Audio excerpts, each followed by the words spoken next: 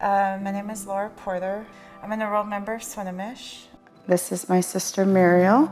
I'm Muriel's primary caretaker. I have 4 beautiful children, 2 grandchildren. Muriel, before my eyes are even open, she's hollering for me.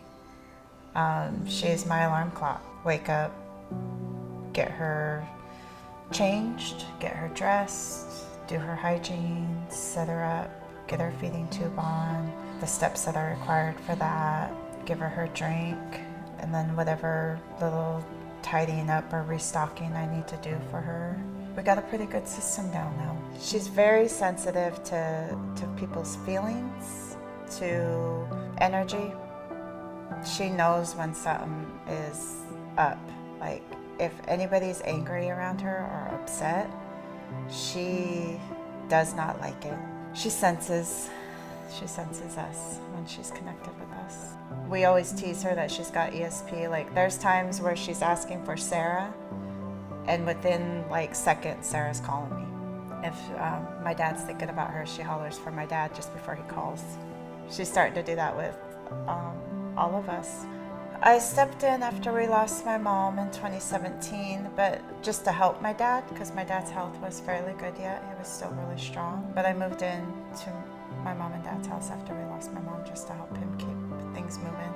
But I took over full-time care when COVID hit. When we went into our very first lockdown, I moved home with her, and we've been here since. It was very challenging for me to become a home care aide. I really felt like I needed to fend for myself. I couldn't ask anybody. The state process was lengthy. It's confusing, especially if it's your first time and you have no idea what you're looking at. There's agencies out there like Sunrise Home Care Agency. We have Cascade Connections, I believe, in Ferndale. They're not tribal, but they do provide home care services for people like Muriel. However, that added a layer of confusion because the state got my application and it just got messy. And they're like, wait a minute, are you with Cascade Connections? I'm like, no, I'm a community applicant, meaning that I don't work for them, but I provide home care services. And it just went in circles for a long time. And like I took the class, I paid the fee, you have my application, my background.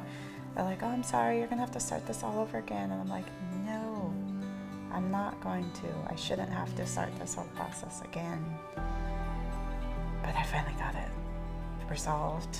Because of her health needs, she's very well established in the clinic, in the contract health, and in Medicare, Medicaid. When I do have to go to the hospital, they pull everything up right there. And so there's really not a lot that I need to look for.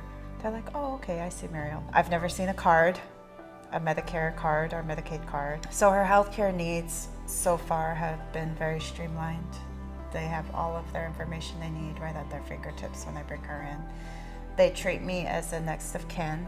In prior years, it was really difficult to get her wheelchair and her basic equipment needs met, even through tribal health. I don't know why it was so complicated, but it was really complicated. It took me a year to get a wheelchair right after we lost our mom. It was really just got kicked back and forth. Who's going to pay for what? Does she really need this? And I was just amazed because I'm like, she's confined to it. It's not like she has any other choice. But since we got Dr. Lane at the clinic, this last wheelchair that she got, it was so easy and fast. We had it within a couple of weeks, a few weeks.